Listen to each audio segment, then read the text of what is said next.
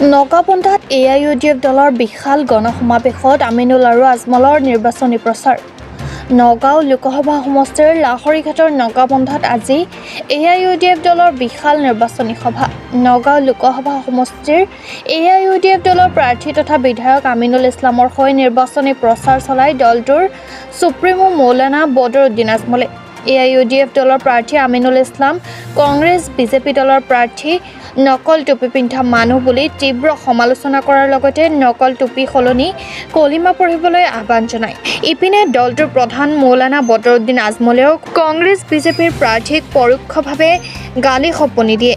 কেইবা সহস্ৰাধিক দলীয় কৰ্মী উপস্থিত থকা সভাখনত আমিনুল ইছলামে বিজয়ী সাব্যস্ত কৰিব বুলি দাবী জনায়। লাহৰীঘাটৰ পৰা খাইৰুল ইছলামৰ ৰিপৰ্ট।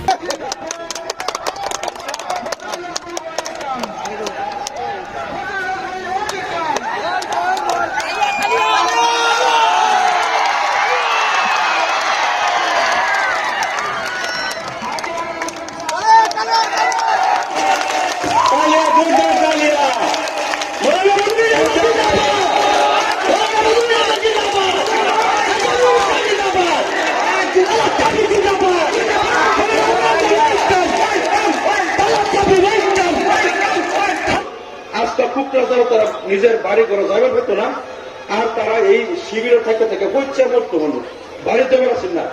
তার আগে 92-93 সন নারায়ণপুরে হাপাসারা সালাবিলাত অহনো আপনারা গেলে দেখবেন 92-93 সন যেদিন ইউডিএফ আছেন না, কংগ্রেস সরকার আছেন, এই 92-93 সন যারা পুইরা করছেন অহনো হাপাসারা সালাবিলাত এটি 29 বছর রয়েছে, অহনো তারা শিবির হচ্ছে বাড়িতে উঠেছে না।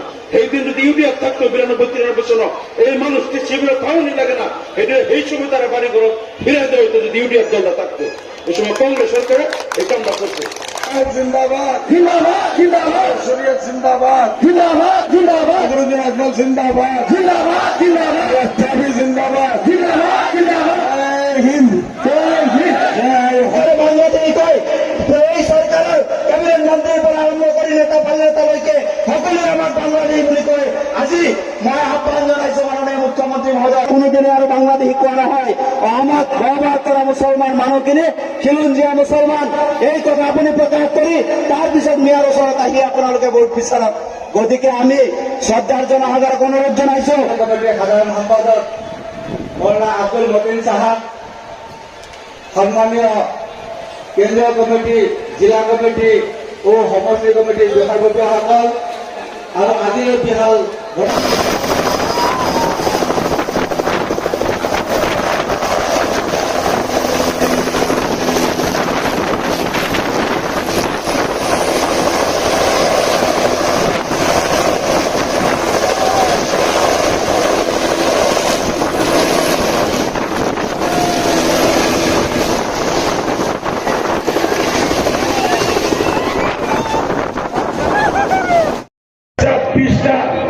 উত্তর বাচ্চা 50টা, আমাদের বাচ্চা আগের বাচ্চা একটা। হাজি আমিরুল বলো, হাজি আমিরুল জিন্দাবাদ, আমিরের শরীয়ত জিন্দাবাদ।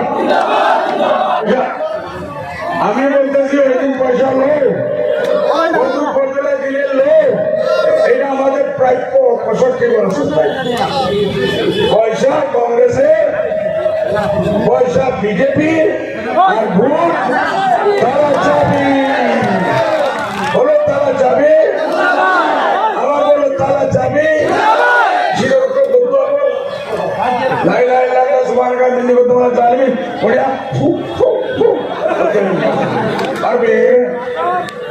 जिंदगी भीख मांगने पावा जाए। अपना हक संग के जमाने से कांग्रेस से बीजेपी से छीन ले तो कोई बात नहीं। बुझे ना नौजवान तालियां लेके লাগবে পাকিস্তান से এটা বলার পরেই আগামী এরকম জন্য বলছে আর যাচ্ছে না। আছে রেকর্ডত আছে, আমার রেকর্ডত আমি কই দিম নজরুল ভাই এমএলএ আমার ধুবড়ি দেখে দেখি যোৱা ল অন্য মানুহে দেখে, আমি তেখেতৰ নিচিনা ফ্ৰী হোৱা নাই। এনআৰচি আমি দিছোঁ, তাৰাই আমি লৰি আছোঁ। কি কৰিছে নকৰিছে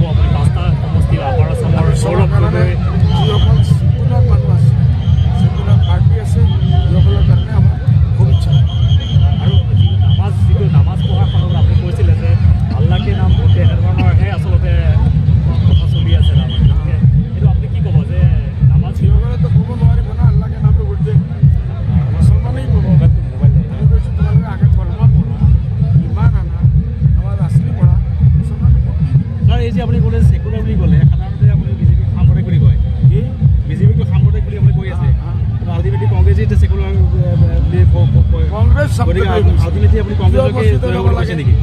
কংগ্ৰেছে নিজৰ যে কাম কৰিছে, NRCৰ ওপৰত কি কৰিছে, ডি ভোটাৰৰ ওপৰত কি কৰিছে, ডিটেনশ্যন কেম্প কোনে বনালে, এই চব কথাৰ ভিতৰত জবাব দিব। মানে আপুনি এই পাঁচটা সমষ্টি না, না, না, আল্টিমেটলি কংগ্ৰেছকে আপুনি সমৰ্থন কৰালগীয়া হৈছে, ছেকুলাৰ পাৰ্টি বুলি কয়, ভিডিঅ' বুলি কয়। আমি সব সেকুলার পার্টি পাবলিকে চাকব। আজিকালি কংগ্রেস সেকুলার নাই, কংগ্রেস সবচেয়ে পাওয়ার পার্টি। ওকে।